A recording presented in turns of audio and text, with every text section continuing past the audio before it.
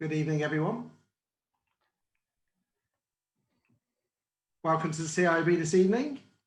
We are welcoming Michael Sargent from HFW to talk about the variations on construction projects. Thanks very much for being punctual. We're already up to 50, so that's fantastic. And we'll just give it a few minutes to let a few more people join. With the panel today we have Ian Mond, our Regional Hub Chair, and we also have John Shenton, who's our Dubai Hub Vice Chair, and also our Novus Chair. So it'll be really good evening, Reese. Again, Reese is he's at quite a lot of our CPDs, really good, very highly committed, as is Michael Johnson from the Doha Hub Committee. Yeah, so Reese kindly told us that he's dialing in from Kuwait. If you're calling in from anywhere particularly interesting tonight, please tell us. Tell us where you are right now. We believe we were heading across from. Sorry, I'm being asked questions. Yeah, excellent. We believe we have people from up to 27 countries tonight, so that's absolutely fantastic. Hello to Connor from the Abu Dhabi Hub. He chairs that Hub committee for us. Anyone else you spot, guys? Yeah, I'd better give a shout out to my managing director, who appears to have dialed in, especially tonight. Hello, Peter. Excellent. We'll make sure Ian's behaving himself then. Connor Curran's on the line as well, chair for Abu Dhabi and vice chair of the region, of course. And great to have the support from committee members. And I think it's also a credit to the quality of the presentations we've got lined up, Matt. So I've got Don Sibe there, who's obviously a vice chair of our Novus Dubai Hub. It's good to see you dialing in, Don. Got a busy few weeks as Don. He's got a couple of presentations to do with us for the students of Heriot Watt scene as well. So that's a fantastic collaboration. Who else have we got here today? I'm seeing so many regular CPD visitors. It's absolutely brilliant to see the following. Thank you so much for your ongoing support and interest. And good evening to John McFarlane as well. I believe we've just submitted your application, I believe, for the PR review. So good luck with that one. I hope you get it back quite soon. I was about to mention some recent successes. Not necessarily online, but we've had a good number get through membership and several get through fellowship over the last month or so, which is fantastic news and a credit to those who are working hard on their applications. Thank you. Yeah, we've had some really good feedback in terms of how the Middle East region is performing here in the CIB, and we're really pleased with the following. And we just keep going. So we're delighted to make sure that it's ongoing for you, and all these services are available to you as well. Yeah, we got Jihad dialing in from Bahrain. Evening, Jihad. And just a quick question from Connor. Michael, are you representing UK or the Middle East today? I think I know the answer to that. You're sat in London, I believe. Is that right? That's right. So I'm based in London, but a lot of the work I do is in the Middle East.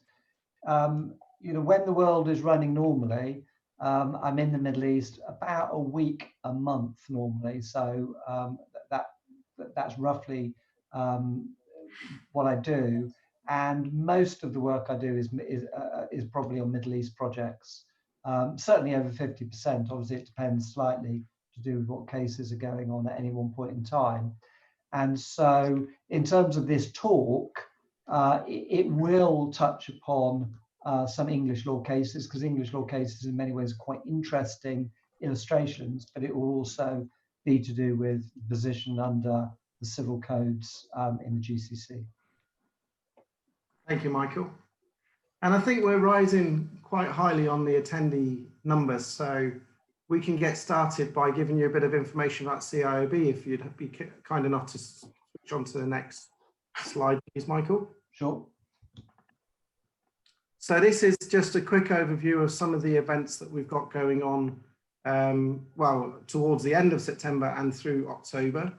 Yet again, we're sort of loading up for a very busy month in October with some good variety. To end this month, we're inviting J.R. Kabowski on our project management theme, which has been really good recently, just seen 3 or 4 CPDs about project management. That's going to be a good one. We would love you to go ahead and register for that tonight, because we do have spaces. We want to give him a really good audience and a good following. So please do register for that one. We've got a number of workshops that are ongoing as well. This month has seen the sort of launch into our universities as well. And just a really big shout out to all the Novus groups, particularly in Dubai, that are putting things on for our collaboration with Heather at Watt University to get these new member workshops going, to try and bring these young professionals in to CIOB. So that it's a really good initiative, and we're going to be doing a lot of that recently. We're continuing the routes to membership and the PR reviews throughout the month. And in mid-October, Andy Hewitt will come back to do his second part of his FIDIC contracts. And then we are looking forward to launching a new partnership with Bureau Happold as well. And Pedro Kadima is going to be talking about building services, design, maintenance. And JR's coming back for a second one on projects. And then we're starting to move into a sustainability theme with Jack Pagan from Mace, who's going to talk about net zero carbon in construction. And then again from Bureau Happold, Chris Chanel is going to talk about fire safety management. So there's loads going on. These events are all free. We're very fortunate to have all these events for free in the Middle East, and for all of these fantastic people to give up their time for us. So please do register and do keep coming to the events. Next one, please, Michael. And this is just a quick overview of who is in with each of the hubs in the cities that we work with our members. There's a few new faces in here actually, and we're delighted to really be pushing for some diversity in amongst these hubs as well in terms of nationality and gender. One of the things that we're really excited about is just this week, we've managed to form a new Muscat hub with a chair, a vice, and a Novus chairperson. So we'll be doing a lot more in Oman, and that's a really good step forward for the region as well, to help give Oman a voice, really. And we're really wholeheartedly supporting that as well. So thank you to all the people listed here, and we'll continue to grow and continue to form. And finally, if you need to get in touch with us directly about membership, we don't mind how you contact us, but we will respond in any way you like. But one thing I would urge you to is follow the LinkedIn page, because that's where all of our information goes. And we've got a fantastic network of over 1,200 people who are like-minded, who will really help you network together, and you'll see lots of really good, interesting information on there. So that's us, that's CIOB. Really looking forward to this one. Michael's been planning this one for a good month or so. He's delighted to get back to the Middle East, albeit virtually. And Ian and John will help work through the questions as well. So feel free to use the Q&A box in order to post your questions. Ideally, put it on there rather than within the chat, so that we can monitor them.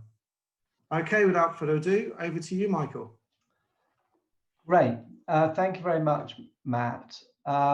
Sorry, one moment. Okay. So Matt said I've been sort of preparing this for a month or so. It's not entirely true. I've been preparing this for about 10 years, if I look at it in one way. In this sense, about 10 years ago, one of the publishers of legal textbooks in the UK called Informer came into my office and sort of said that they wanted to expand their range of law books, and they'd got the Pick of Ants book on delay, which some of you might be familiar with, and that had sold quite well. And could they do anything to expand the range of books? And I sort of thought about this for a few days and thought, no one's ever written a book on variations. And I thought that can't be too difficult to write a book on variations. I was thinking I could do that, not necessarily in a few weekends, but I could do that in the course of maybe the weekends over a year or so, and that wouldn't be too tricky. About 4 years later, I eventually finished the book, and it was published in 2014.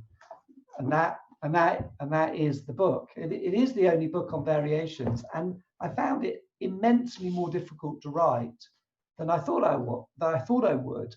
And I think the reason, in a way, is the variations is a much more complex area than sometimes it's given credit for. If you're sort of familiar with some of the sort of very sort of highbrow books, like, let's say, Keating on construction contracts only has about 15 pages on variations, maybe 20 pages on variations, absolutely no more than that.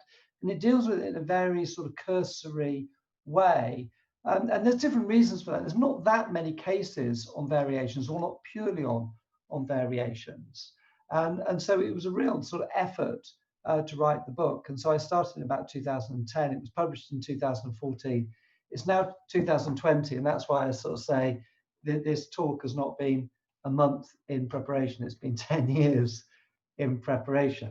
But hopefully I will make this as interesting as possible in terms of variations. As I said earlier, this is sort of about variations in the Middle East, and most of my work is in the Middle East. But the codes, the civil code, let's say the UAE code, but a lot of the other codes, they don't have very much in about variations. And in practice, what I find is certainly in a lot of arbitrations or DABs, they will be quite open to sort of hearing about how English courts have grappled with these issues, because the issues to do with variations are universal across the world. They're really sort of to do with how, from a contract administration perspective, in terms of how the contracts operate, variations should be dealt with. So I will stray on some English law cases, and it's also useful because they're good examples to illustrate the type of problems that arise. Okay, so that's sort of a bit of an introduction. And now I'm just going to sort of talk about, in a way, some of the basic principles of variations. So I apologize if this is teaching everybody what they already know, but it's good just to reinforce the basics. So a construction contract will contain a defined scope of work. I think it's always very important to remember that that defined scope of work is really a description of a product. It's a complicated product, a construction project, but it is nothing more really than a product. Under most contracts where you buy a product, that product doesn't change. Obviously, if you went on to Amazon and you bought a piece of electronic equipment or something, you know exactly what you're buying, and what is delivered is exactly what you clicked on and what you specified. Obviously, it's quite different with construction projects, because you're buying something which is not yet being built, and that is more than anything the problem with construction projects. But equally, of course, the problem with construction projects is they've often only been designed in outline. So you don't even often, when you sign up on the contract, know in many ways precisely what you're going to get, because you only have an outline design. So the scope for that design having to be changed and tweaked via variations as you go along through a project is pretty much always inevitable. And also, of course, you have the problems to do with the interface with the site conditions. And once you start trying to interface the defined product with, for example, the ground, you may well have to effectively change what you originally intended to build. But anyway, the employer is, as a starting point, entitled to have built what it defined in the contract. It's not obliged to instruct any variations, but of course it might have to instruct variations. So you have a variations clause, and it's essential for an employer to have a variations clause because it gives him the right to order changes. If the employer didn't have the right to order changes, strictly speaking, it would have to negotiate with the contractor every time it wanted to make an alteration. And of course, that would put it in a very difficult position in terms of agreeing a price for each change.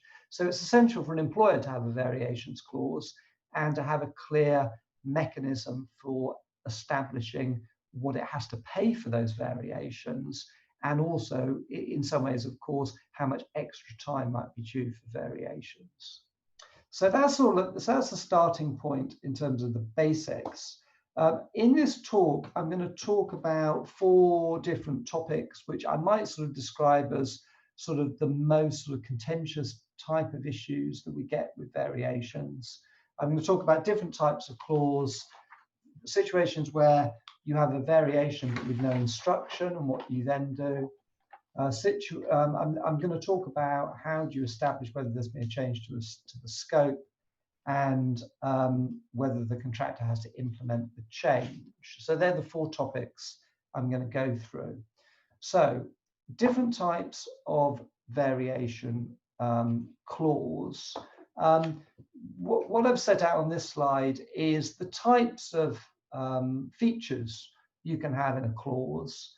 And clearly at the beginning of any project, what everybody ought to do, especially from the contractor's side, from the perspective of contract administration, is to very carefully read your variations clause. I apologize if that's sort of pointing out the obvious, but obviously, certainly on big projects where you have bespoke wording, it's very important to know exactly what you're dealing with before you start the project.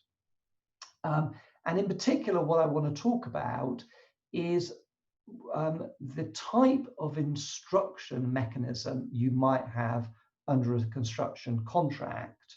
And what I want to do is contrast what I've referred to on this slide as the traditional or informal method of having an instruction, as opposed to what I describe as the sort of stipulated type of instruction, or what we might term as the sort of more formal approach to instructions. And this is the key, this is the most important thing about your variations clause, to work out which of those 2 types of instruction procedure you have in your contract, and to make sure that your contract administration processes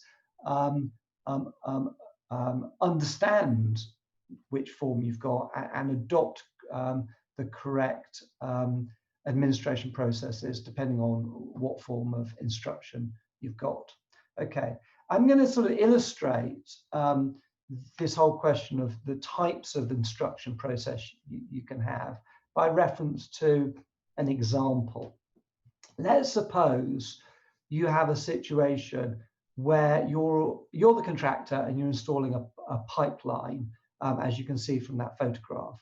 And let's suppose there's a difference of opinion. There's a difference of opinion between the contractor and the employer as to how deep that pipe needs to be installed underground. Let's suppose the contractor thinks that it has to be installed only to a 1 meter depth, because the contractor has looked at the drawings and the drawings show 1 meter depth. But the employer or the engineer looks at the contract and they look at the specification, and the specification says a 2 meter depth.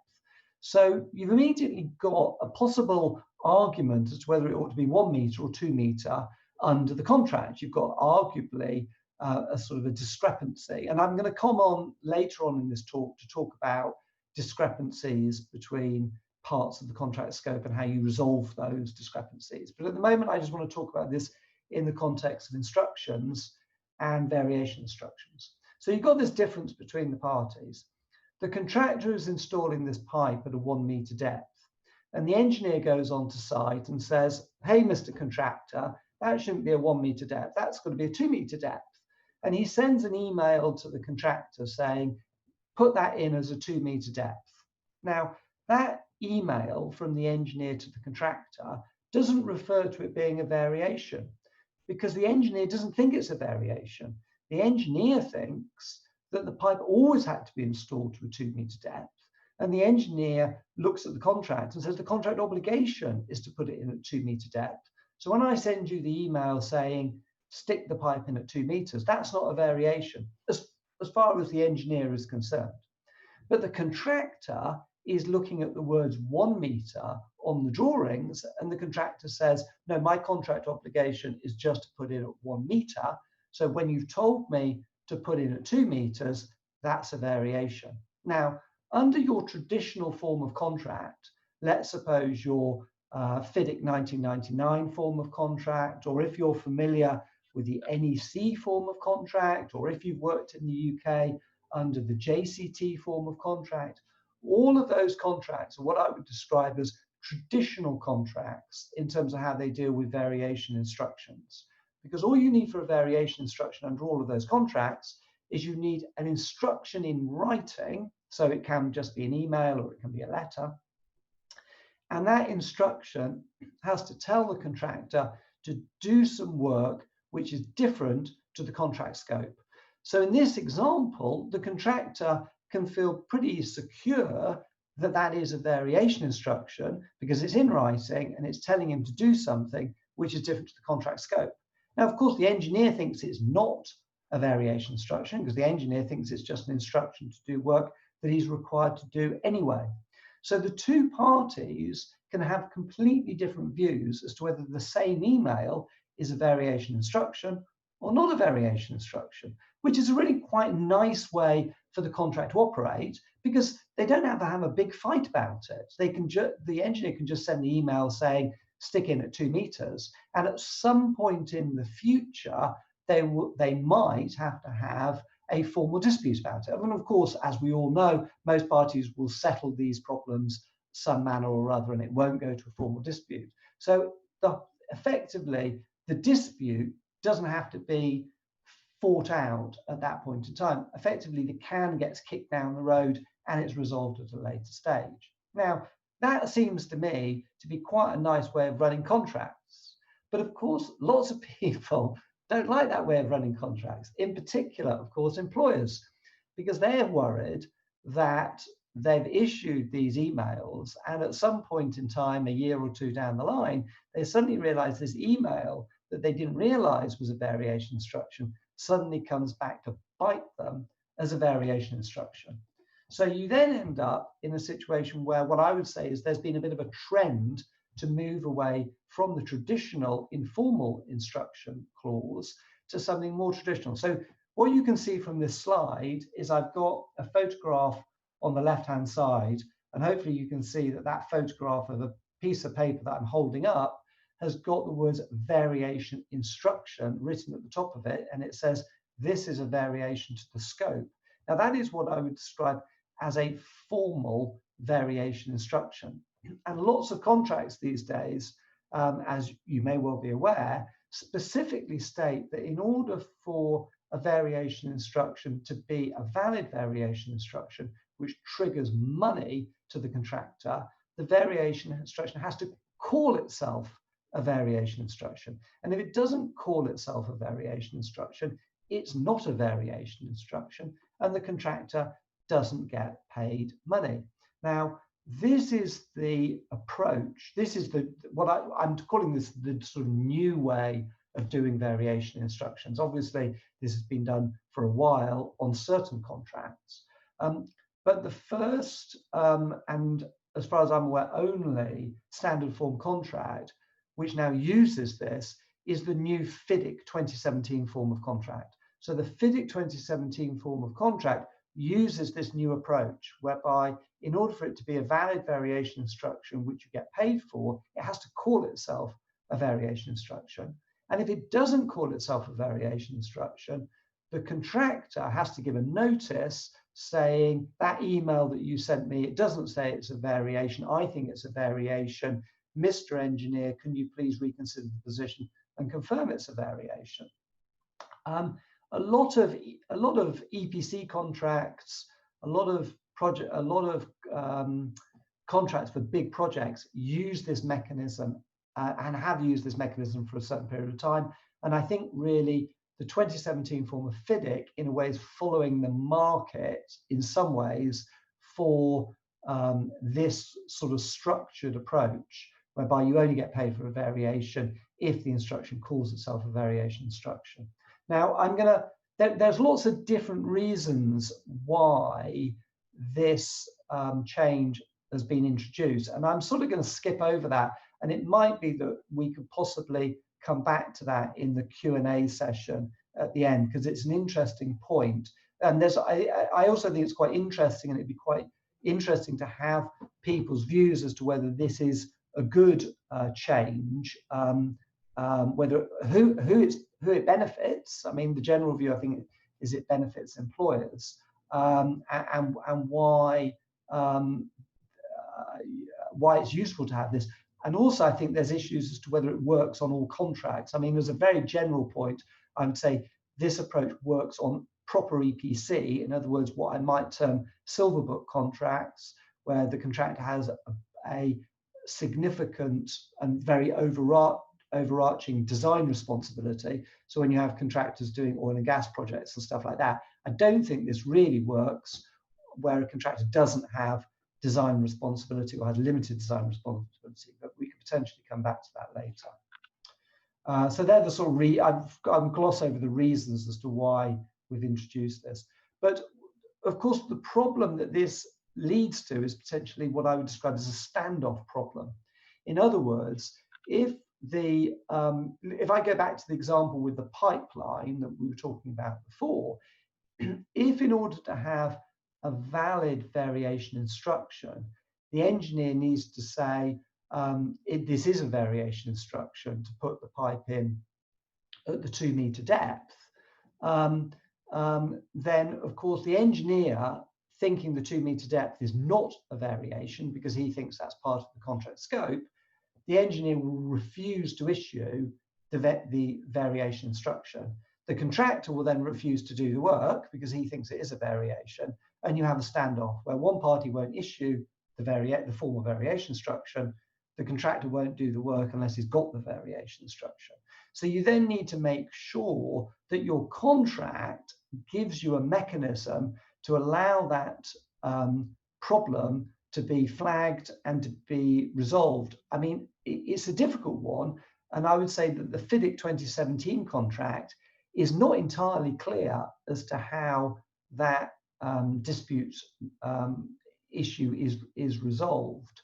But you definitely need that. And then the problem in a way is, even if you have a dispute mechanism to have it flagged and resolved, whether you end up in a situation where you end up with lots of disputes going to, for example, a DAB, or having to go through some sort of formal dispute process, which isn't necessarily what anyone wants. I mean, during the course of a project, you want to get on and build the project, and you, in a way, you want the disputes to be dealt with at final account stage, because you don't want people to be diverted from, the real job of building the project. So that's another issue, which is partly an issue to do with how you draft the contract. It's partly an issue to do with how you deal with things from a contract administration process perspective as you go along.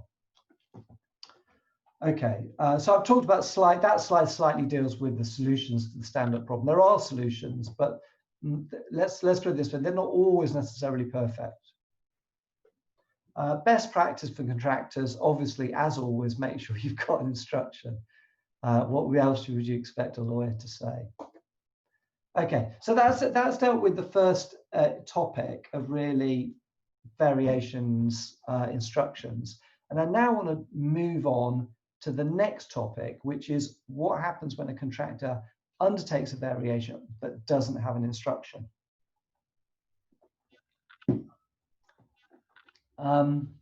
So I've quoted here from Article 887 under the UAE Civil Code, which is really the article about variations under the UAE Civil Code. I mean, I would say sort of at one level, it doesn't tell you much. What it tells you is that if a contractor agrees to do work effectively for a lump sum price, then it can't then basically claim for variations if the work costs more than he thinks it was going to cost him. But then it goes on to say effectively that if there are variations, you have to follow the terms of the contract in terms of how you deal with variations. And that, in many ways, is the position under English law. And obviously, your starting point is really to sort of say, if the contract says you have to have a variation instruction, and if you don't get paid unless you've got a variation instruction, then as a contractor, you shouldn't do the varied work, and you should dig in your heels until you're given the instruction. Clearly, that is, easy for somebody to say, and in a sort of from an academic position, that sounds fine. But in practice, contractors are put in much more difficult situations and have to deal with real life problems. And this case I'm now going to talk about is a real life problem, and it's an English law case. It's an English law case, but it sort of illustrates what I will come on to sort of describe as sort of like the classic variations problem you get on projects. So this case involved a coal mine in Scotland. In the UK, we don't dig coal anymore because we're extremely right on, and we've got carbon emissions problems and targets. So I'm sure that in probably 20 or 30 years, this case about a coal mine will sort of seem incredibly old-fashioned, but it's still valid, and it flags up an important point. So AMEC Mining, AMEC was the contractor, was building this open cast mine, and before it could start work on its part of the project to build the open cast mine, a layer of peat or soil had to be removed from the ground where the open cast mine was going to be built. So if you're looking at this photograph, which is partway through the open cast mine work being done, imagine the point when there'd been no excavation at all, and there was a layer of peat or soil which was to about a meter, say about a meter depth of peat or soil, which lay across the whole of the land that you're looking at on that photograph. And the removal of that layer of soil was not in AMEC's scope of work. That layer of soil was supposed to have been removed before AMEC arrived on the project. It was the first element of work that was supposed to be done. So when AMEC got to the site, they basically said, well, we can't start our work because there's this big depth of soil that's sitting on the land that's supposed to have been removed first. And the employer, who were called Scottish Coal, sort of said, oh, I'm sorry, nothing really to do with us. There was some sort of suggestion that a different contractor was supposed to have removed this soil. There was also an argument, I think, that someone just forgot that this work had to be done, and it wasn't included in AMEC's scope. So this was a sort of classic situation where an element of work, the removal of this soil, that had to be done before AMEC could start work. And there was basically a standoff for 2 or 3 weeks or a month where AMEC said, well, we're not going to remove this because it's not part of our work unless you give us a variation instruction. And the employer said, we're not going to give you a variation instruction. And in the end, the contractor removed the soil so it could begin work. And to me, this is an example that you often get in practice where, to me, it's simplistic to say that a contractor, if not given a variation instruction, shouldn't do the work, because quite often you can end up in a situation where the contractor cannot proceed with its work unless the work is varied. Or, I mean, another example that I've come across on numerous occasions is where the specification defines the work as including a piece of equipment. And that piece of equipment is no longer available. It's no longer in production. Now, you can have contracts which allow the contractor to automatically get around that because they're entitled to replace a specified item of work which is no longer available with something else. But that's not always the case. And so if you end up in a situation where the contractor needs a variation instruction from the employer, the contractor cannot proceed with or finish the work unless a variation is made. What's the contractor supposed to do if the instruction has not been issued? So that's a sort of classic situation where the contractor might not have any options. That slide sets out the description of what happened in the case. There are many reasons why there are problems with the traditional approach of sort of saying the contractor has to have the instruction. And in my experience, courts and tribunals are often looking to get a fair answer. I mean, lawyers will often sort of say, well, let me put it this way. Lawyers will often get obsessed about the law. I mean, I suppose that's what we're employed to do. But in practice, when you're in front of a DAB or an arbitrator, and to an extent a court, they're looking to get a fair and just result. And those tribunals will often be looking for legal routes to get around an unfair situation and get to a fair result. And I often think that the role of the lawyer is just to find an argument which allows the tribunal, allows the arbitrator to get to where everybody thinks is a just result. So in that situation with the coal mine, the real issue is how do you get around what seems to be an unfair position under the contract and under the law. I'm going to now just sort of talk about another sort of example where you have a problem with an instruction. And I often talk about this example in the context of something that happened to me. So, or it's not really what happened to me, as hopefully the story will, as you'll gather from the story. But let's imagine that this is a real life situation. So let's suppose I decide I'm going to have some work done on my kitchen. And so you can see here a photograph of my builder in my kitchen, renovating my kitchen, installing a new kitchen.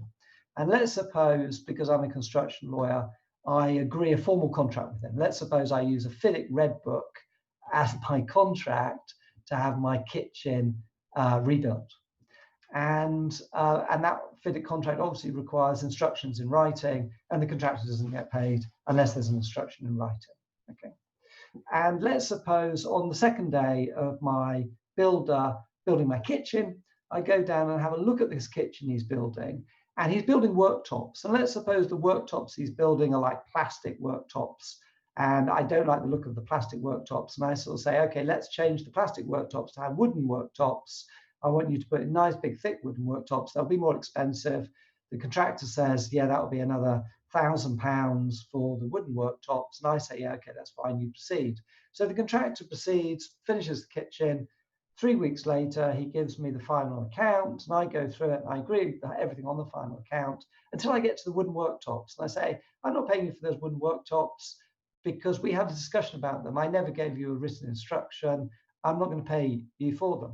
Now, of course, the contractor would probably be perfectly justified in taking the law under his own hands. And to be honest, I'm not entirely sure I would be sort of saying to this big burly builder, I'm not going to pay you for something I had a discussion with him about 3 weeks ago. But what is the legal position in relation to this? Can I refuse just because my contract says that you need the written instruction? The answer is no, I can't. And why is that? Why Why could I not refuse to pay? The reason is because I am a party to the contract and the builder is a party to the contract. And we've had a discussion. And effectively what we've done is we've agreed to amend our contract. And that is sometimes what is sometimes forgotten about with variations clauses. A variation clause, all it is a formal mechanism to allow an employer under the pre-agreed mechanism in the contract to trigger a variation. But you can always agree a variation separate to that. Two parties to the contract can agree to amend their contract at any point in time. So that is an example of why you can sometimes get around the requirement for a formal variation instruction because the two parties can agree. Now, that example of effectively a way of arguing around the normal procedure is just one of the arguments you can use. And what I've set out in on this slide is my sort of list of 8 arguments, which is what I would describe as my checklist of arguments to get around the lack of instruction. So the first item there, as you can sort of see, is parties agreed to the change in the contract, which is sort of the example I've already given. But there are lots of other arguments that can be used: waiver of contract formalities, implied promise to pay. Quite often in the Middle East, people will use arguments to do with good faith, and also the civil law provisions to do with the unlawful exercise of rights. We've also got, under English law, duties to cooperate, collateral contract arguments, arguments to do with restitution and unjust enrichment. And then the final one on that list is also to always bear in mind that a contractor might have an entitlement under a separate claims clause. So an example of that would be the ground conditions clause. So sometimes you don't necessarily need to rely on the variations clause, because you might have an automatic trigger to extra money for a change under something like the grounds conditions clause, certainly under the FIDIC Red Book. So there we are. So I'm now going to move on to scope of work. So when I'm talking about the scope of work, I'm talking about this because the fundamental starting point to do with a variation is whether the item of work you're talking about is a change to the scope as defined by the contract. So an item of work will not be a variation if, of course, the contractor was originally required to do it as a part of the scope of work as defined in the contract. And of course, that sounds simple, but obviously in practice, it's often very complex. What I've set out in this slide here is a little diagram to show the interrelationship between 3 different obligations to do with the scope of work under a contract. And I would always sort of start conceptually, I think, with the specification and drawings down here in the bottom left-hand corner, because when you're looking at what is the contractor required to build, the logical starting point is to say, what do the drawings show and what does the specification show? And that really, if there's no other contradictions in the contract, is where you're always going to sort of really find the definition of what the works are. But of course, it's not as simple as that, because what a construction contract will almost always say is it will say the contractor has to build the works as defined by the contract, and that incorporates not just the specification and the drawings, but it incorporates effectively the terms and conditions and all the other schedules to the contract. So you have to not just build what's on the specification and the drawings, you have to build that taking into account what your other contract obligations are. So, I mean, for example, to give a really obvious example, your contract conditions might say the work has to be fit for purpose.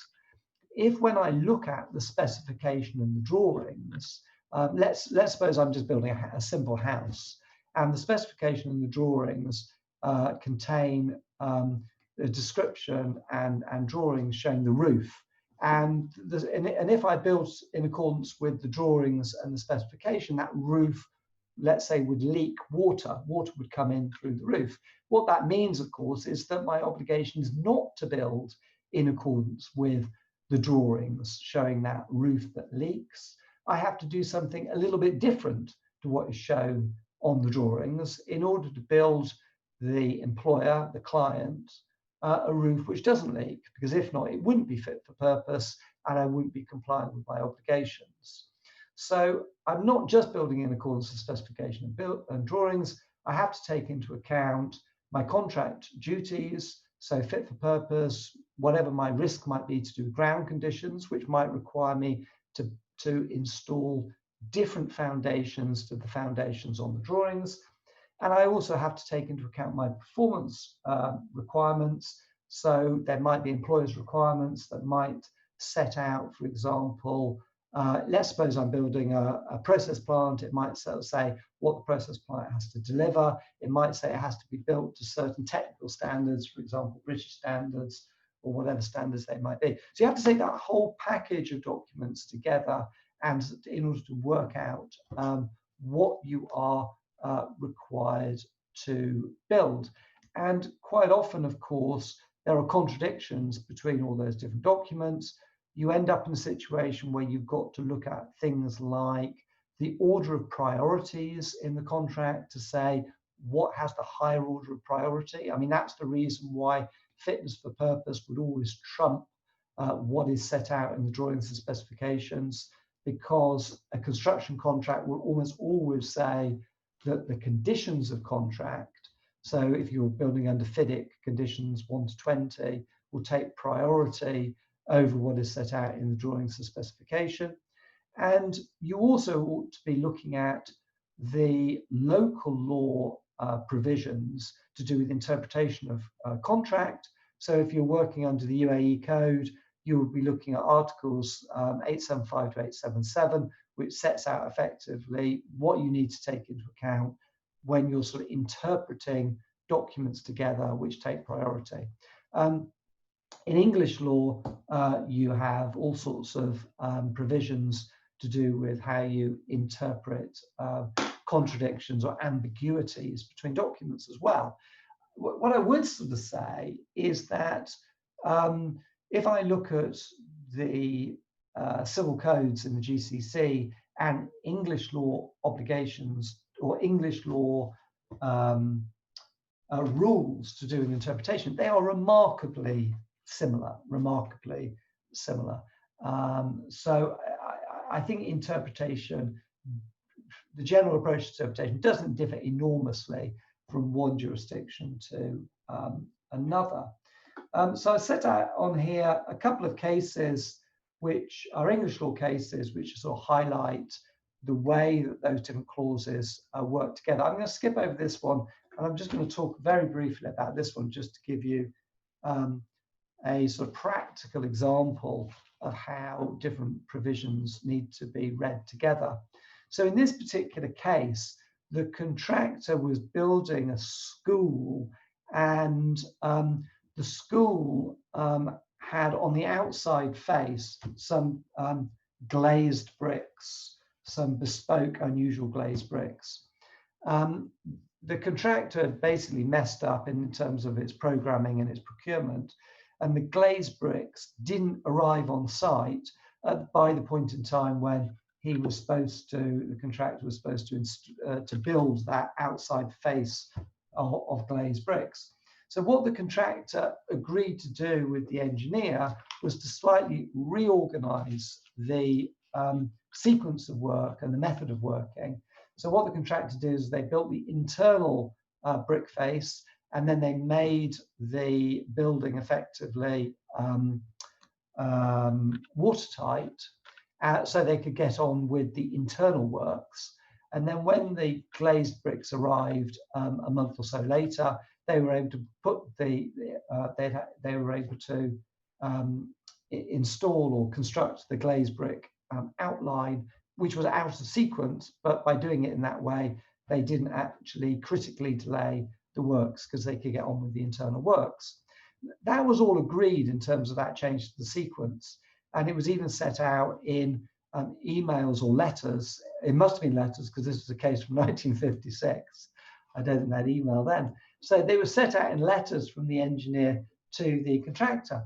The contractor then rather cheekily sort of suggested that they should be paid extra money for doing this work out sequence, and sort of said that the engineers' letters to them telling them that they agreed with this change sequence effectively amounted to a variation for which they should be paid.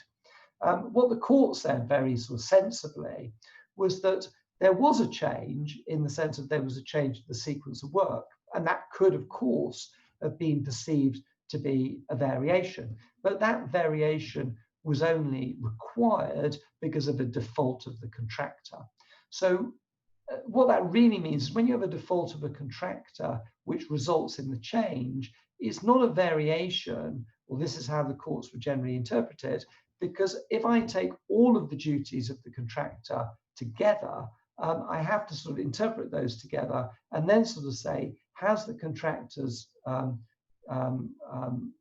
build obligations been altered? And in this type of situation where the sequence had changed because of something that the contractor had messed up, it would be treated not as a variation to the scope. Now, this is an issue that sometimes causes problems with the courts in the UK, and sometimes causes problems with arbitrators.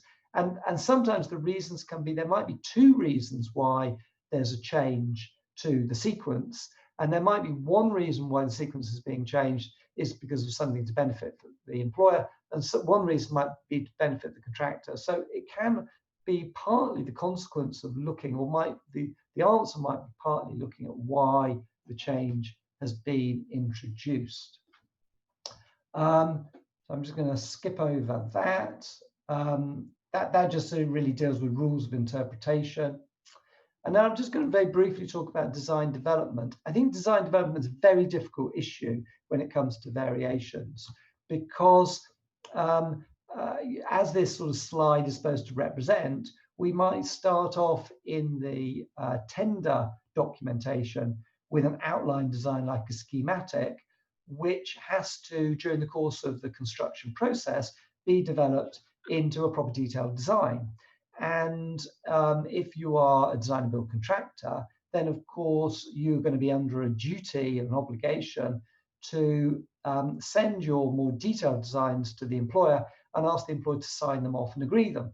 The question really is, when the employer makes comments on those more detailed designs, can they amount to variations? Now, this is a very difficult question to answer, but I'm going to answer it as well as I possibly can.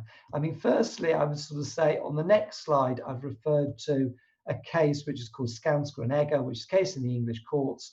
And if you ever want to read a case which sort of debates this point, that is the only case that I'm aware of that really attempts to have a discussion about the point.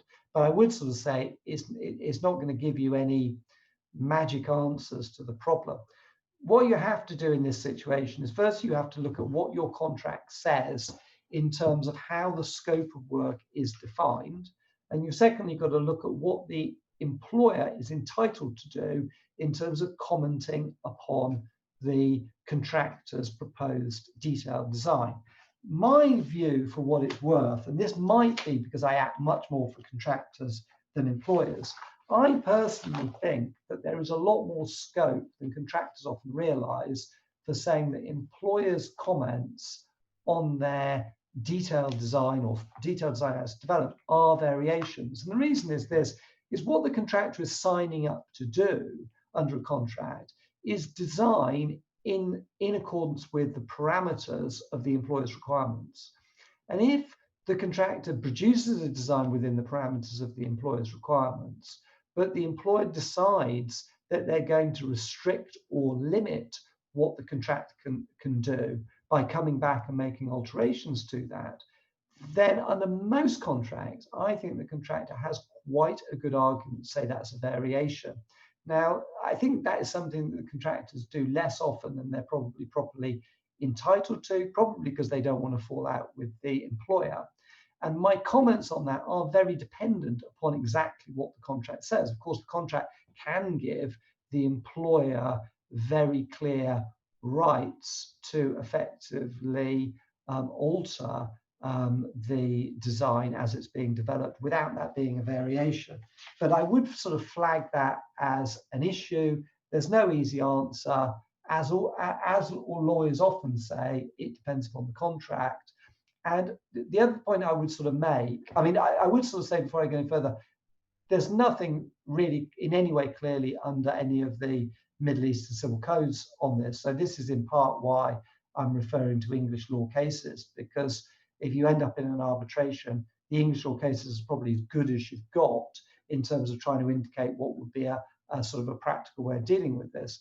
But the other English law case that I would refer to, which is referred to on the next slide, which is a case called EIE in Kia, is to say that where a contractor has a discretion as to what it is able to build, and the employer limits that discretion, that represents a variation under English law. I mean, again, I would emphasize this is English law, but as I said before, if you don't have anything under your local law to illustrate the point, English law cases can be useful. Okay, I'm now just going to very quickly go through this final part of the talk. So we've got some time for questions. So to what extent can to what extent does a contractor have an obligation to implement the instructive change? The key area where I think this is particularly problematic is where you have a contractor under a design and build contract. And the contractor under the design and build contract, let's say they have a fitness for purpose obligation, or they have an obligation to achieve certain performance outputs with the, let's say, the facility, the oil and gas facility, whatever it is that's being built. The employer then comes along partway through the project and instructs a variation. And the employer may well be perfectly entitled to do that. That variation may well inhibit the or limit or cause problems with the contractor's ability to provide the facility fit for purpose or in accordance with the output specifications.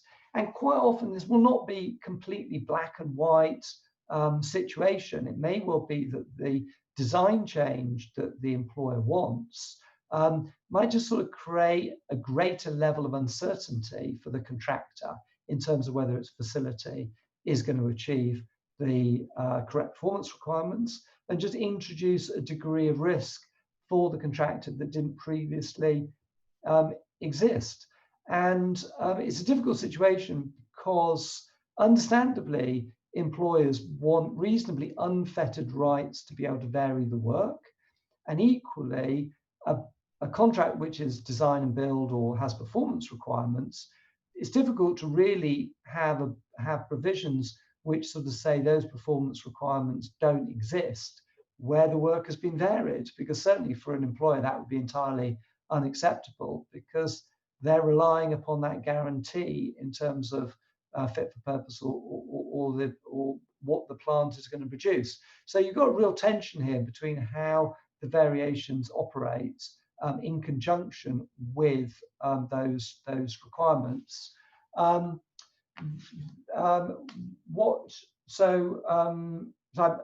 yeah, this sort of summarizes in a way what I've talked about before. So I would sort of say there's, in terms of limits on variations, there's certain types of limits. You can have limits on the type of variation, the amount of work, the timing of the variation, and omissions. I've set out on this slide certain contracts which contain certain limits. The FIDIC suite of contracts says that a contractor can effectively refuse a variation in certain circumstances, for example, where he can't obtain the materials or there's issues of safety, or they affect the performance guarantees. So the example I gave before, where the contractor's design duties are being affected by a design change, potentially a contractor under a FIDIC form of contract can say that that's affecting his performance guarantees. But that's in no way certain, because the performance guarantees may well only relate to certain contractor obligations. Interestingly, the new FIDIC 2017 form of contract has an additional right which allows the contractor to refuse a variation where it affects his fitness for purpose duties. So the new 2017 form goes a little bit further. What else? This slide just sort of sets out some of the common law position on English law as to situations where you can refuse a variation, even if you don't have an express right to refuse in your contract. And I've referred here to sort of another English law case, and also the position under the UAE Code, which doesn't really take you anywhere in terms of these how this issue is dealt with. And then I would, actually, let me just go back to the previous slide. I should also mention omissions. As most people probably be aware, you typically cannot, under a construction contract, omit work, give it to another contractor without effectively compensating the first contractor for their lost profit in relation to the work you've omitted. So there's typically restrictions there. And then this final slide, I've just referred to a couple of English law cases which deal with this whole question of the limitation on an employer's ability to change the design obligations where the contractor might object to that design obligation, and where that gets you. So again, there's nothing really under the GCT codes to do with this. But if you have this type of problem, those cases are potentially quite worthwhile looking at if you have a major dispute on this, because they give a bit of an indication as to sort of what a logical approach ought to be in terms of trying to deal with this type of issue. Okay, so that is sort of that's the end of the talk. I'm going to stop. What I was proposing to do was to stop my screen share. Is that normal procedure? I should have probably asked this before. Is that okay? No problem with that. Have we got any residual slides just to pick up at the end? I don't think we have in this case. Sorry. I think is there a final slide? I think there might be a final slide after yours that we occasionally slip in. I'm not sure though in this instance. No, I don't think so. I mean, okay. There's a slide with a nice photograph of me and some information about me, but that's all. Okay, well, leave that slide up if you want to. Actually, that's quite informative. Well, the questions one, or that I don't want to. The one with the information about yourself. I'll leave that up for a moment. It's just that if we're going to have questions, I don't want to distract people by people having to read quotes where Chambers and Legal 500 tell the world what a fantastic lawyer I am.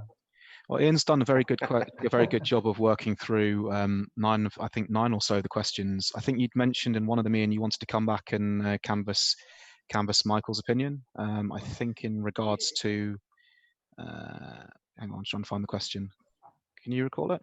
Yeah, it's Ali's particularly has a legal edge to it. So Ali said, what's the difference between additional works instructed under the contract to add it to the additional scope? So I think we're getting to additional works here, and variations in the original scope, which is included in the contract. And how to deal with these from a contractual and legal perspective. Yeah, so let's just be clear. So you're sort of saying, what's the difference if I sort of say, this is a variation to the work, or this is an addition to the work, or something like that?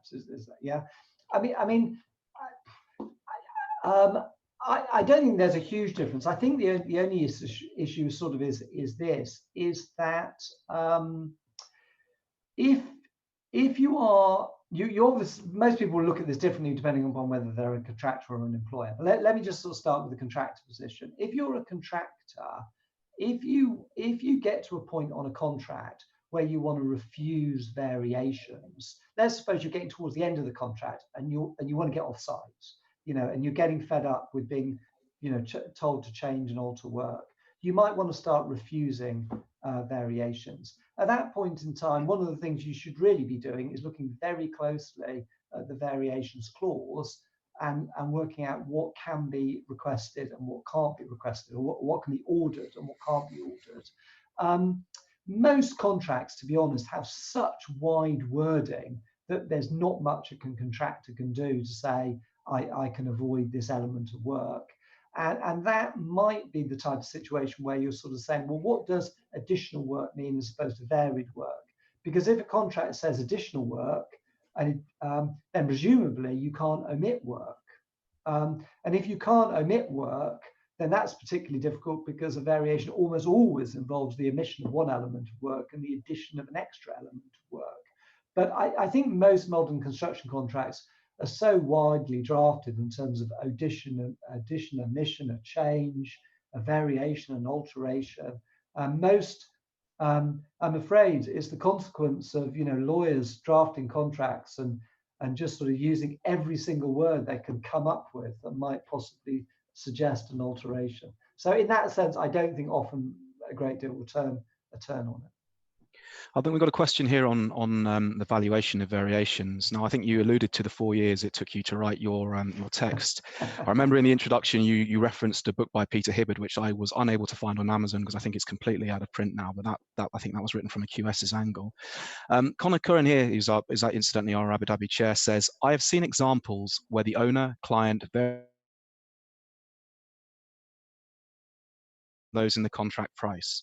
What advice do you have for cases like this where the contract may be silent or ambiguous on how variations to the work will be valued? Yeah, okay. I mean, obviously, I was going to start off by saying, well, it depends what the contract says, but you're sort of saying if it's silent or it's ambiguous. Okay, so I would sort of say that if the contract is silent, then you're always going to be looking at the rates and prices in the contract. So typically, the standard approach completely all over the world is the first thing you do when you're valuing variations, whether they are omissions or additions, is to look at the rates and prices in the contract. And typically what parties will say, and I know there's a lot of QSs on this call, so you guys who are QSs know there's a hell of a lot better than I do. You look at the rates and prices in the contract, and if you don't have rates and prices in the contract, you can derive rates and prices from similar rates and prices in the contract, and that's normally treated as the second stage. And then if you don't even have similar rates and prices, which you can't use to derive something, then you go to market rate or fair rate or something like that. And if I've got that wrong, I'm sure there'll be about 60 QSs who will immediately tell me that I'm wrong. But that's my understanding as a humble lawyer. And so I think when you're talking about omissions, the real answer is if the contract is silent, then you would end up in that three-stage process, which must mean that the first stage is the rates and prices in the contract. And that's what, and so effectively, if you've got a contract sum build up, then you would omit the item from the contract sum build up. And you must be doing that before you get to the third stage of using reasonable rates, market rates, or whatever. There was some consistent thread on the questions, and I think I've picked the easier ones out. And differentiation between or confusion or mixing the terms of instruction, variation, variation order, and in one instance, something potentially called a pre-variation order, which considering a notice of variation might be a pre-variation order. Yeah, I don't think that's valid, but I think that there are very different concepts between what is a valid instruction, which a contractor must comply with, and the thread of my answers has been that typically a contractor must proceed with an instruction properly issued under the contract. What happens after that, valuation, notification, claim, time or cost, are separate steps and separate entities, but fundamentally the contractor generally has to proceed with a valid instruction, doesn't he? And absolutely. And so I think, I mean, from a contractor's perspective, the things to bear in mind are obviously is it issued validly? So if you're working under FIDIC, you're looking initially at clause 3.3, which describes what a variation instruction is. And obviously you're saying, oh, it has to be in writing, it has to be issued by the engineer. But if it complies with all of those sorts of things, you're obliged to follow it.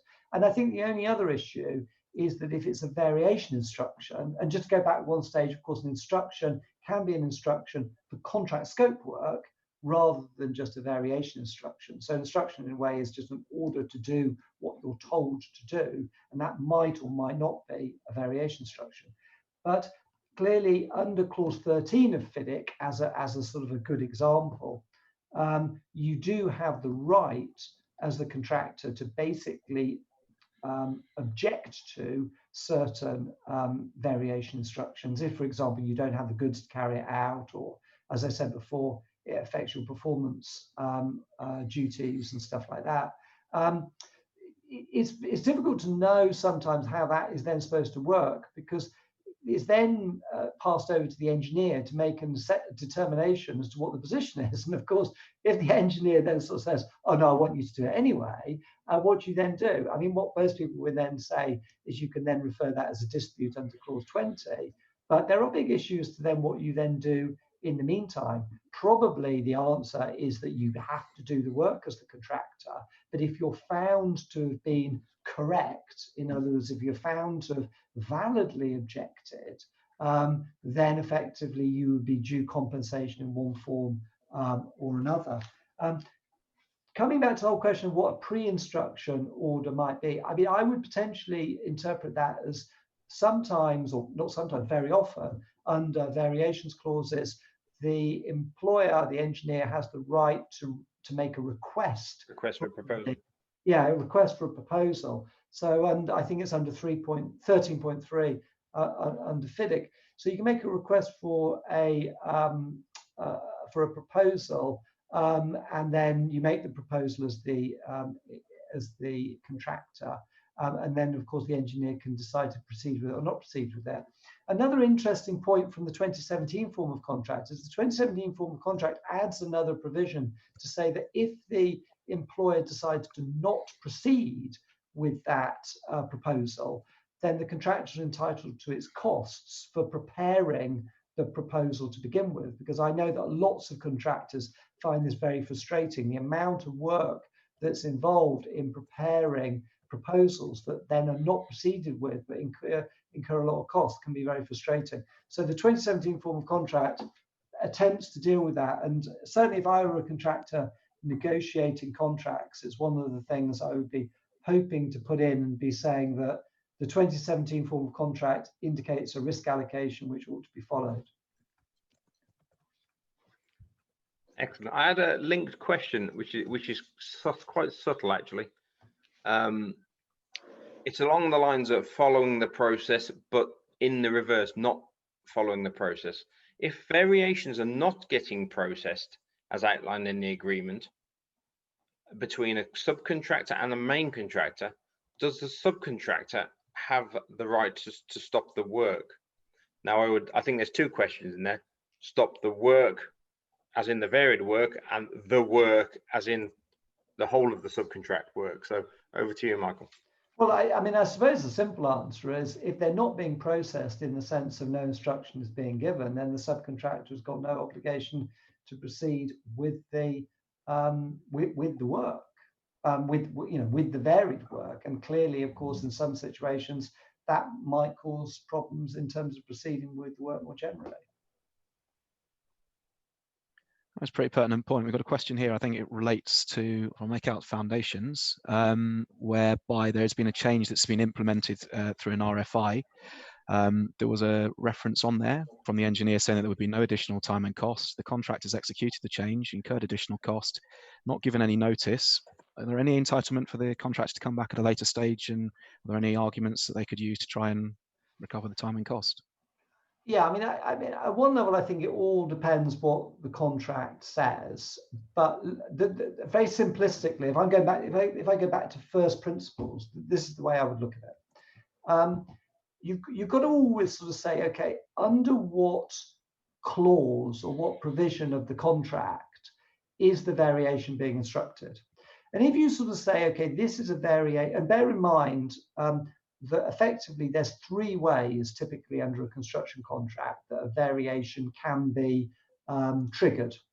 Firstly, for the employer to effectively give an instruction requiring the change. Secondly, for the employer to make a request for a variation, which the contractor then makes the proposal, and then that leads to effectively an agreement.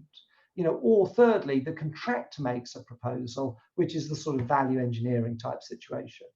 But in the example that John sort of outlined, where you potentially got a variation instruction coming in through an RFI, I would interpret that that is probably the first type. So in other words, it's an instruction for a variation. In that situation, what you've got to sort of say is, on what basis can the employer say this has got no money or time implications? Because once you've instructed a variation, the contractor is entitled to money and time in accordance with the mechanism. In other words, what the engineer has really done is he's used a mechanism in the contract, he's used a trigger in the contract to order a change. And once he's ordered the change, you're entitled to what you get in return. You can't as an employer order a change and sort of say, well, I'm telling you to do this, but you're not going to get paid for it. If you've ordered to do it, then you ought to get paid for it. Now, of course, if I was an employer, I might sort of say, well, that instruction, it wasn't a proper 13.1 instruction because I specifically said you weren't going to get money for it. So there's an argument either way. But if I were a contractor, I'd be sort of saying, you've used the mechanism, you've told me to do the work, you're not entitled to basically say there's no money or time.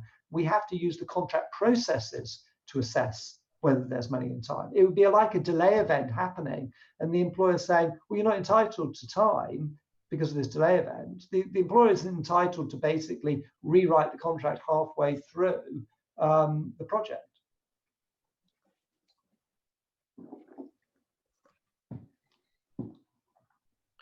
Can you see anything, Ian, that's pertinent that you might have some appeal? There's a D&B question here, which is pretty fascinating, which just came in at 12 past. We've got another 16 of them. This might be an easy one. It's back to these terminologies, and people seem to be struggling with some of these. But the term variation order, there's a question. There's no reference in standard forms such as FIDIC and JCT. Is that right? I think Maria is right in that respect, and I have a view on what a variation order is. I'll give you my view. I would like to know what your view is, but my view is a variation order is a variation instruction, and in practice, this is the way I look at it: is that contractors often call things variation orders so they can basically start putting a spreadsheet together, because QS is what do QS do? QS love putting spreadsheets together. So what do you do at the beginning of the project? You start making a list of VO1, VO2, VO3, VO4. And I think the reason why it's become standard practice to use the term VO is you're sort of, you want to use a wording which is not the same as the wording in the contract. Because if you start using the term instruction, you might start getting confused. There might be a confusion as to whether you're talking about an instruction which is not a variation.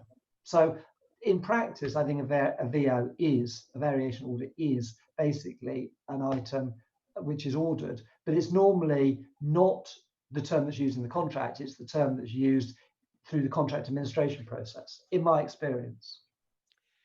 Yeah, I think a sort of step on from that, in my view, I think it's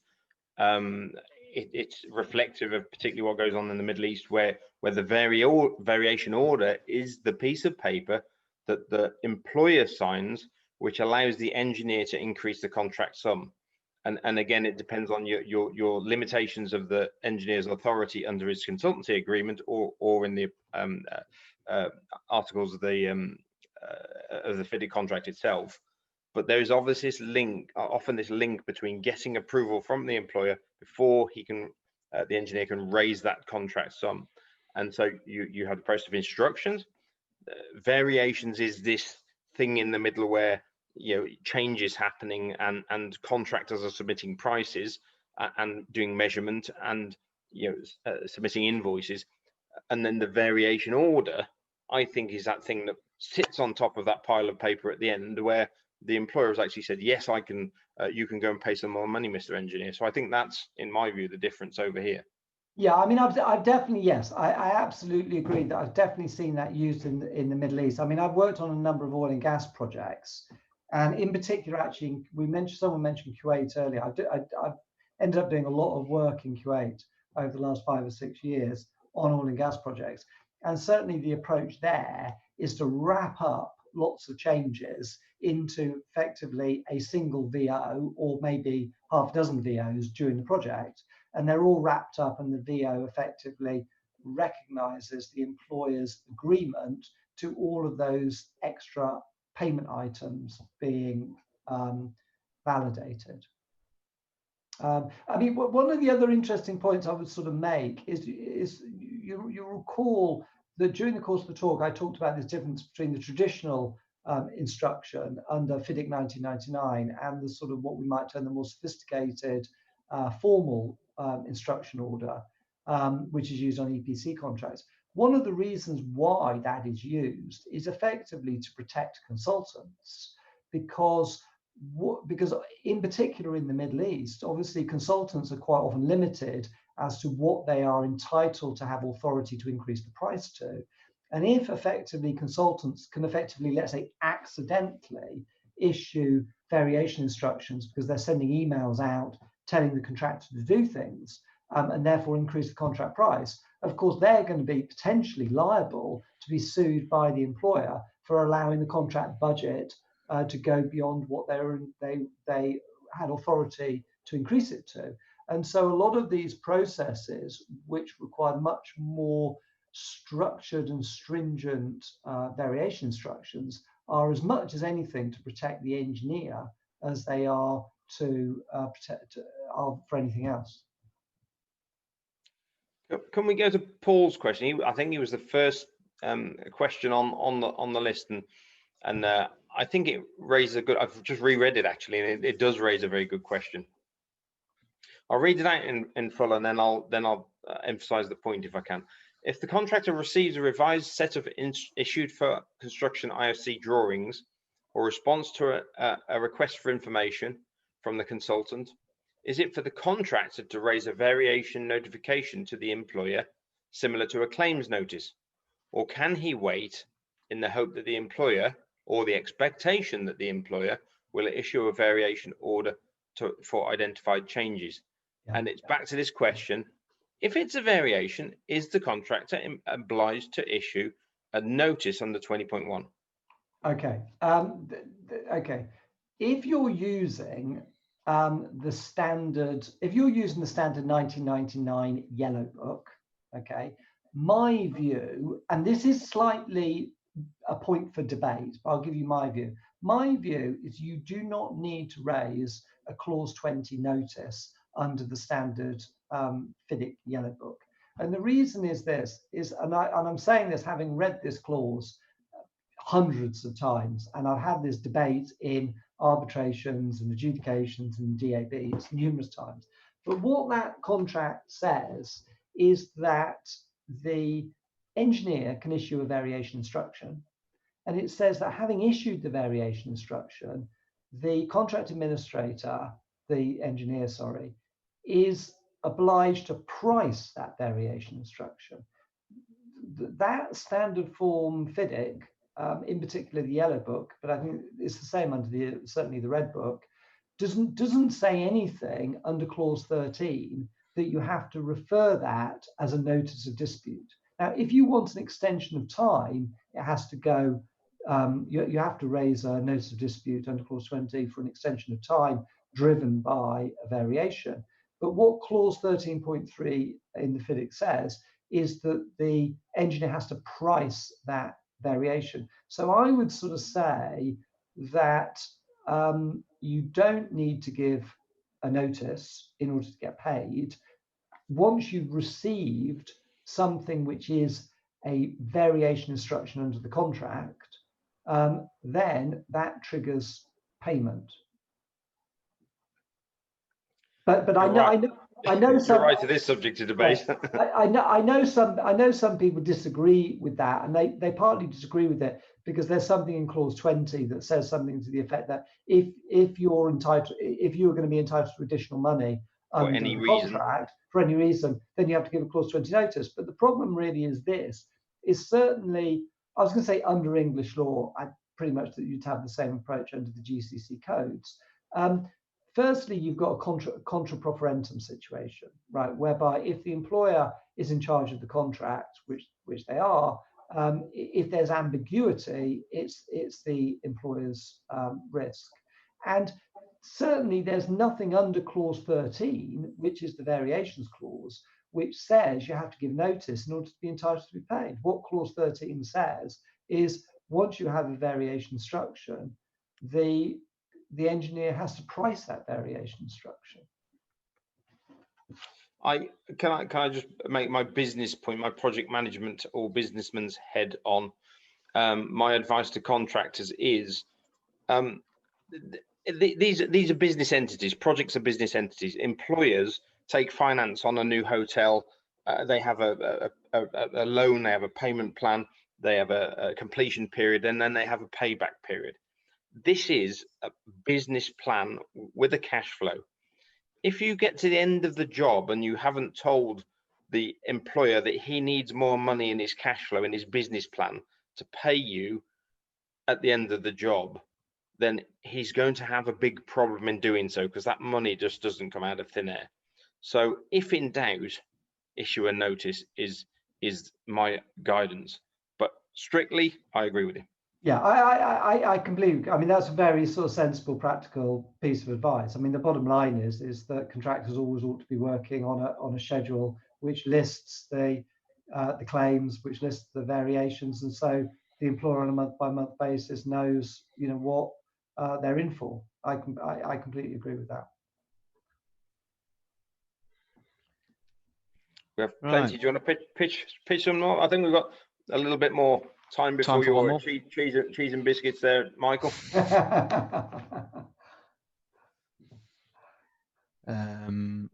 have we got?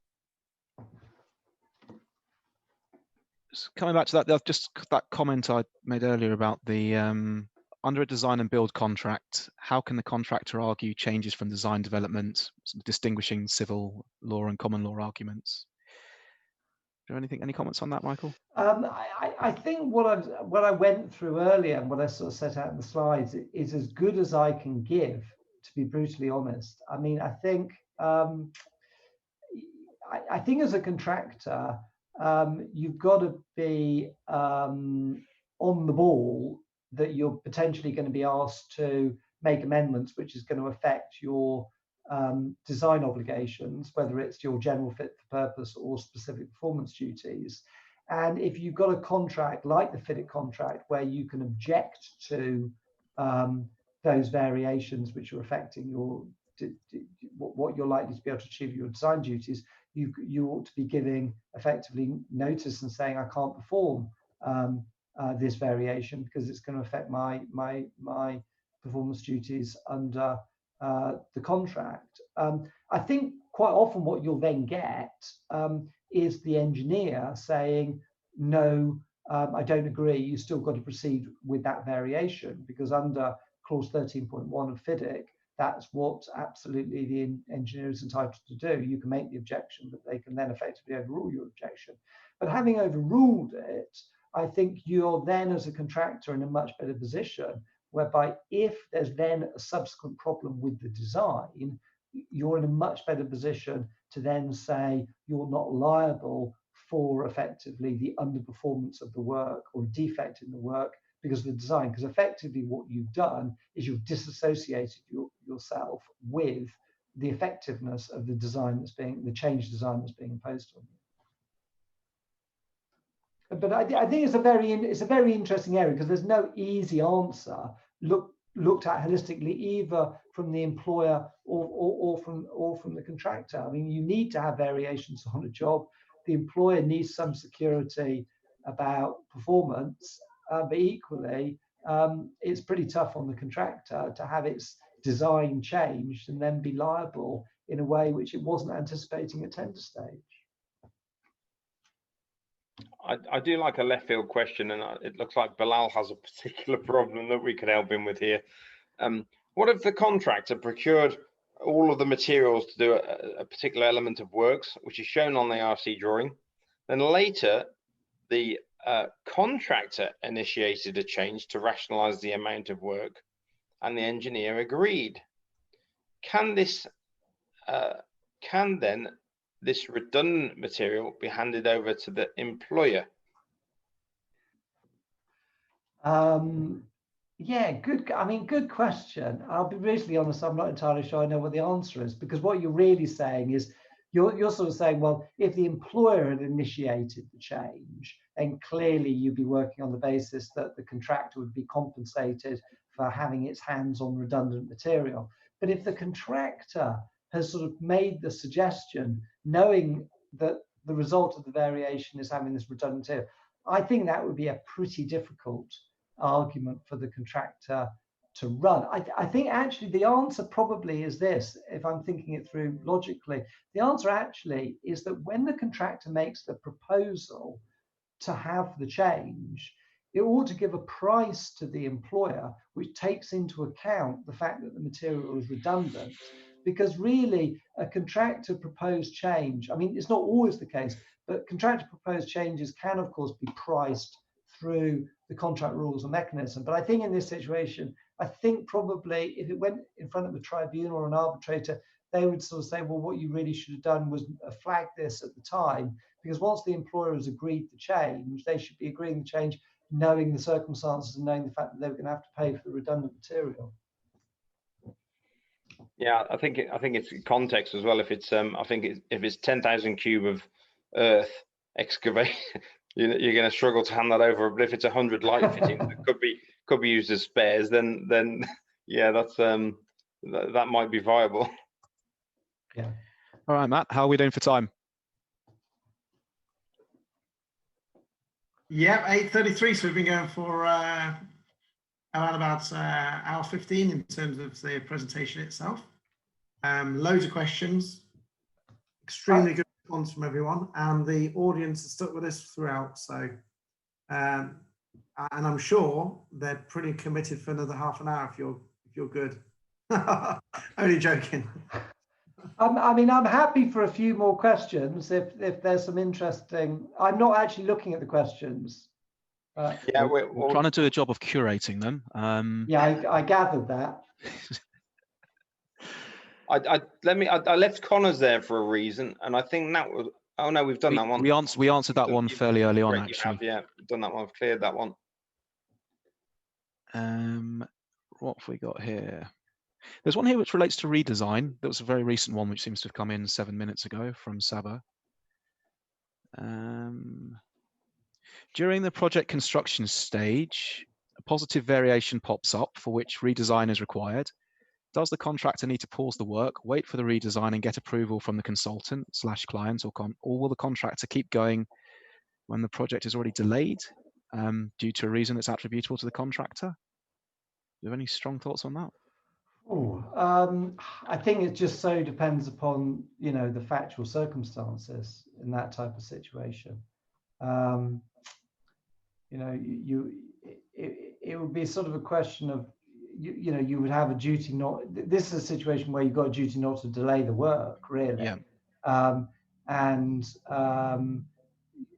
You know, I mean, I don't think I'd be able to say any more than that. I think Ali has got a question. He's our vice. He's our immediate past chair in the Qatar hub, and we ought to service Ali appropriately. I think he touches back on the question that we were talking about earlier, in terms of what is reasonably obvious as a variation and what should be notified. He says some contractors design and build process, you know, they're considering the comments on the drawings and compliance with specification, employees' requirements, detailed design, development, perhaps. A contractor later, after 2 or 3 years, raises his request for variation. The contractor's failed to issue this in writing previously as you go through. failed to comply with subclause 20.1 to notify the engineer, do we reasonably think he's entitled? And just to be clear, this is a situation where is he raising a request for a variation, or is he saying that something he was told to do something that was a variation, he did it, but he just didn't flag up the fact that it was a variation that he should be paid for? Well, I'm guessing it's this this drip through the design comments process. It's the design approvals process. Yeah. Well, I think I mean, it goes without saying. The starting point is, well, it depends what your contract says. I apologise for saying that, but it is key. I think if you get a change that comes through the design approval process, then depending upon the contract, that can be a variation to the scope of work. The question then really is, to what extent have you got a duty to flag up the fact that it was a variation to the scope of work? And going back to the point we were talking about 5 or 10 minutes ago, under a standard FIDIC Yellow Book, under clause 13.3, strictly speaking, once the variation is instructed, the engineer has a duty to price it, and that is not in any way said to be time barred under the FIDIC Yellow Book. So if you were instructed effectively through the design development process in year 2 of a contract, and in year 4 of, let's say, a 5-year contract, you then turn around and said, oh, hang on, 2 years ago, I was told to do this and it's a variation. Strictly speaking, under the FIDIC Yellow Book, or all the FIDIC contracts, there's no reason why that shouldn't be said to be a variation which you were told to do and which then should be priced, because certainly the way I read it, you don't have an obligation to go through clause 20. Very good. A controversial answer. I've just spotted a question which I'd quite like to answer. Is that going to be all right? Yeah, sure. Certainly, please. Okay, so a guy called Mohammed Katan has asked a question: how are variations different from claims in FIDIC? Okay, which I find a really interesting question. And the way I look at it is this: is that there's a very interesting comparison between claims and variations.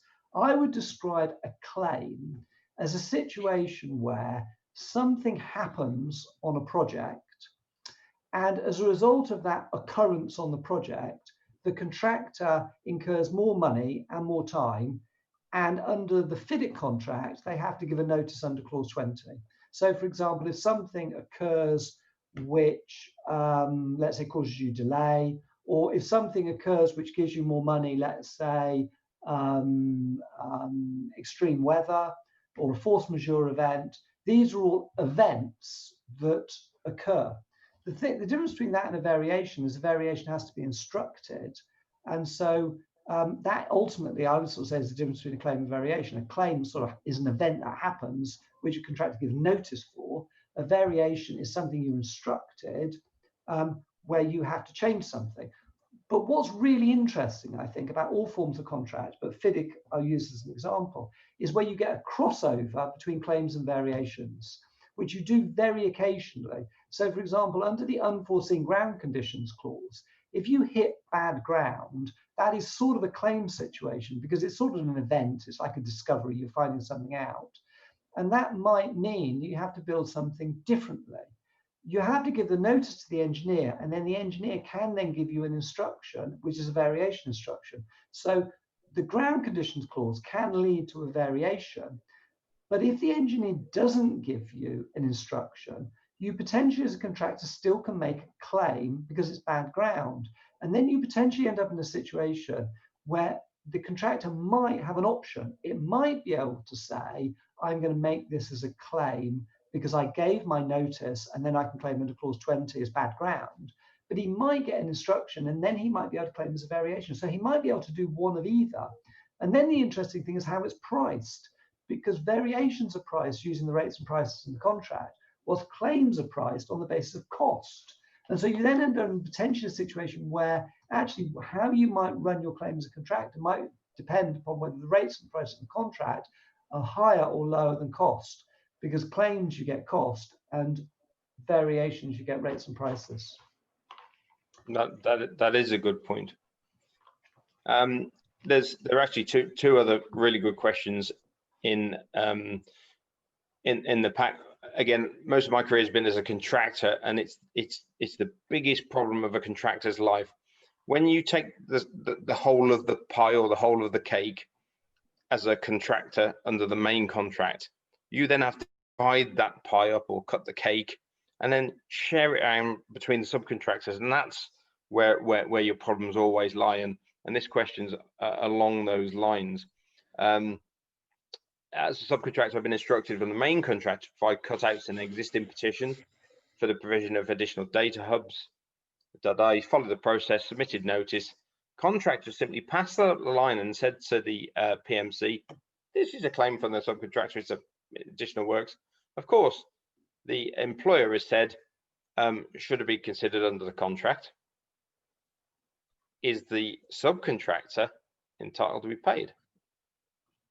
And this sounds to me like a real sort of back-to-back type situation where the contractor is almost sort of taking the view that I'll pay the subcontractor if I get paid by the employer, and is sort of missing the point that the allocation of the scope, because as you sort of say, the contractor takes all the work and then effectively slices it up. And in slicing up that work, how the scope of work is defined is completely different. I mean, in some ways, what you could say is, I've never really thought about it before quite like this, but I suppose in some ways, people always go on about back-to-back contracts, don't they? I mean, your mantra when you draft a subcontract is just make sure you pass everything down in exactly the same way. So if you get a claim from a subcontractor, you can pass it up the line pure and simple. That really breaks down when it comes to arguments about the scope of work, because the scope of work, you know, because it's been carved up, because you have to give lots of different packages, is almost certainly going to involve a slightly different risk allocation and much more problematic interfaces between different work packages. So I think it's a very interesting point, that it's the one area of the concept of back-to-back contracting really does break down. Absolutely. Just what I wanted to come on, because it potentially is a wild card, an interesting question. Maria Fatima asked, any thoughts on cardinal change and how it affects the contract? Now, I'm reading this to be such a fundamental change to the design, perhaps, that it just fundamentally changes what was intended by the parties in the first instance. How does that affect the contractual position? Yeah, the term cardinal change, I think, is a term which is an American term, really. So under like US federal law or something, if you have a cardinal change, the contractor, which is exactly what you say, is I think a fundamental sort of change to the nature of the work is sort of fundamentally different to what it was originally planned to be, that the contractor can effectively, I think, refuse to do it in US law, or you know, there's pricing issues. So you sort of have similar position, certainly under English law, where you can sort of say that the nature of what you're being asked to do is fundamentally different to what is required in the contract. And also, interestingly, the FIDIC 2017 new contract introduces a right for the contractor to refuse a variation where the variation was unforeseeable. So effectively, if the type of work they're being asked to do is sort of unforeseeable in the context of the original contract package, they can refuse to do that work. I think that's a sensible, as with lots of these sort of provisions that you get in FIDIC,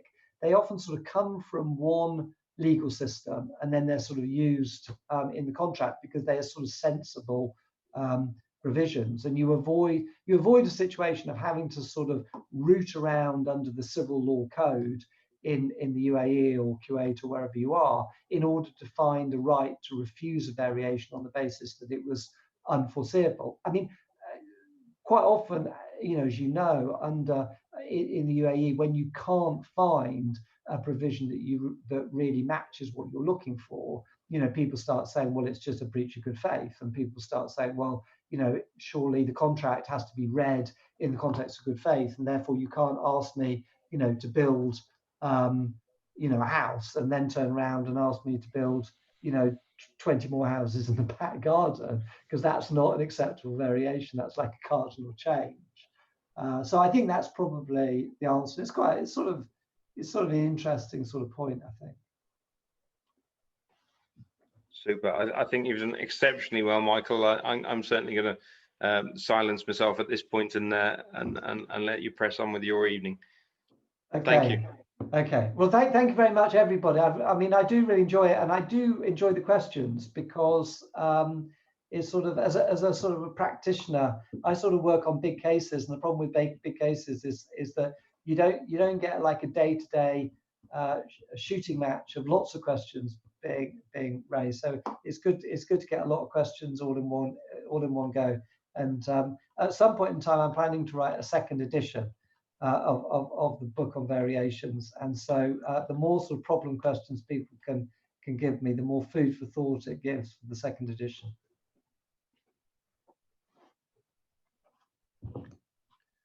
All right, thank you very much. Matt, do we have any closing remarks?